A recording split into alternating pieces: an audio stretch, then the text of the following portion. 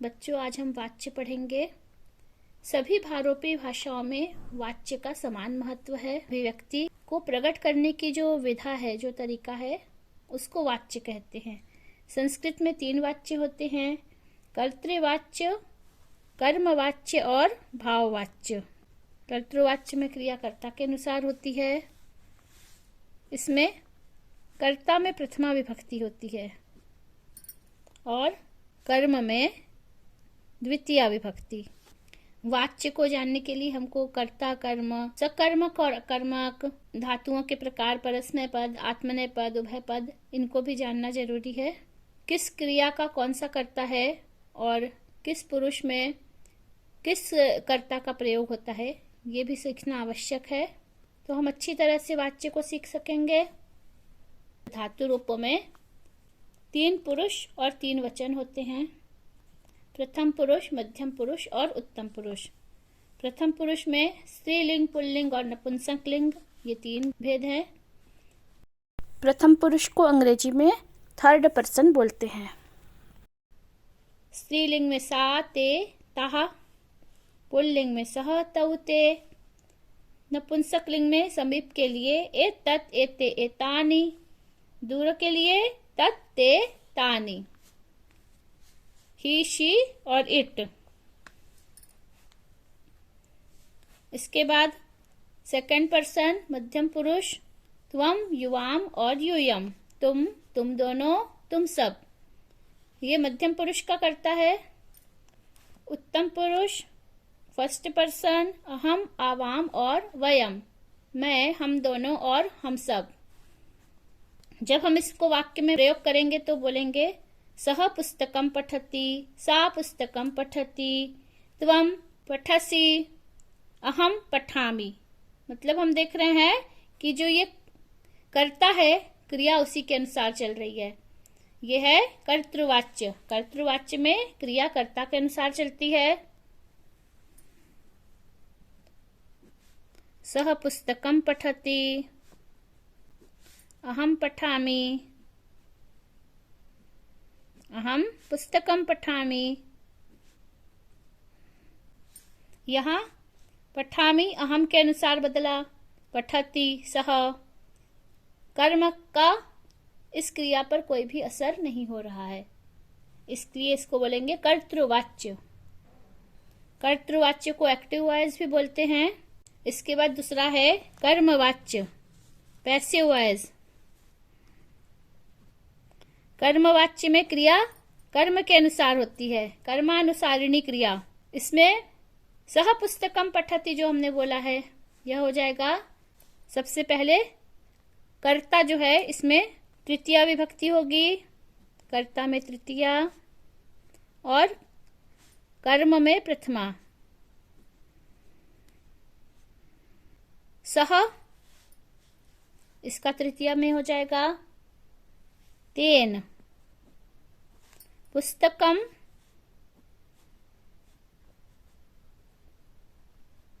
यहाँ पुस्तकम प्रथमा विभक्ति में होगा, तेन पुस्तकम पठति। अब यहाँ पर पठति की जगह आत्मनेपदी का प्रयोग हो जाएगा और उसमें बीच में य आ जाता है, पठ्यते। अब यहाँ अहम है, अहम पठामि, मया पुस्तकम पठ्यते। यहाँ भी मया का पठ्यते से कोई संबंध नहीं है, पुस्तकम का पठ्यते से संबंध है। पुस्तकम पठ्यते, तेन मया सा पुस्तकम, तो यहाँ पर सा का तया पुस्तकम पठ्यते हो जाएगा। अंग्रेजी में हम बोलेंगे ही राइट ए लेटर, सह पत्रम लिखति, और सह पत्रम लिखति, ही राइट ए लेटर।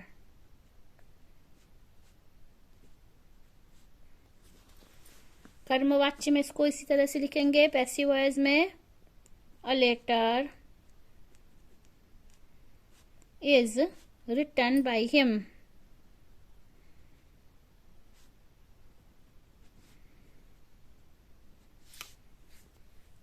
then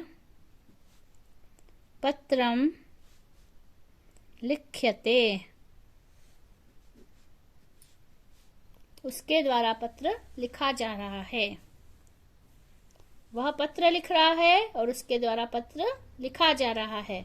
सभी सकर्मक धातुएं हैं और अकर्मक धातुएं हैं। उन सभी में कर्तृवाच्य का प्रयोग होता है और क्रिया कर्ता के अनुसार होती है, हमने समझ लिया अभी। कर्मवाच्य में कर्ता में तृतीया होती है और कर्म में प्रथमा होती है। क्रिया कर्म के अनुसार बदल रही है। तीसरा है भाववाच्य। भाववाच्य में भाव की प्रधानता होती है। तो जो क्रिया है यह प्रथम पुरुष एक वचन में होती है। क्रिया प्रथम पुरुष एक वचन में। इसमें कर्ता में तृतीया होती है, कर्मवाच्य के समान। कर्ता में तृतीया विभक्ति का प्रयोग होता है।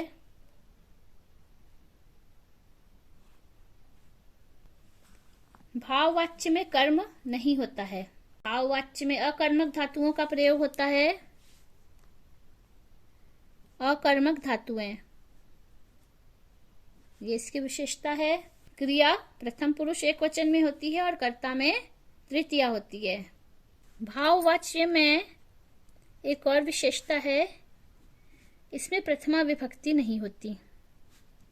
प्रथमा विभक्ति युक्त पद नहीं होता। कुछ अकर्मक धातुएं हैं, लज्ज, भू, स्था, जागृ, वृद्ध, क्षी, भी, जीव, मृ, भ्रम, ग्लौ, कृप, शम, जृंभ, जम्हाई लेना, जृंभ, रंभ, रुद्र, हस, शी, शयन करना, क्रीड, रुच, दीप आदि। अकर्मक धातुओं के बारे में एक बहुत अच्छा श्लोक है, ये मुझे ध्यान नहीं है कहाँ का है, पर श्लोक याद आ रहा है। लज्जा सत्ता स्थिति जागरणम वृद्धि क्षय भय जीवित मरणम कौटिल्योत्सुक्य भ्रमयत्य ग्लानि जरा सामर्थ्य क्षरणम शांति ध्वनि मज्जन वैकल्यम जृंभरंभण रोदन हसनम शयन क्रीड़ा रुचि दीप्त्यर्थम धातुगणम तत् अकर्मकमाहुः। जो श्लोक है इसमें जो धातुएं आई हैं इनके अतिरिक्त अन्य धातुएं सकर्मक होती हैं। कर्तृवाच्य से जब कर्मवाच्य या भाववाच्य में क्रिया परिवर्तित होती है तो पठति का पठ्यते, यहाँ बीच में य आ जाता है। आत्मनेपद की धातुएं होती हैं लेकिन बीच में य आ जाता है। लिखति का लिख्यते, खादति खाद्यते, भवति भूयते, धावति धाव्यते, हसति हस्यते, करोति का क्रियते, गृह्णाति क्रियते, नयति नीयते, गच्छति गम्यते हो जाता है। उत्पतति उत्पत्त्यते, रोदिति रुद्यते। अब हम कुछ उदाहरण देखेंगे। सह फलानि खादितवान,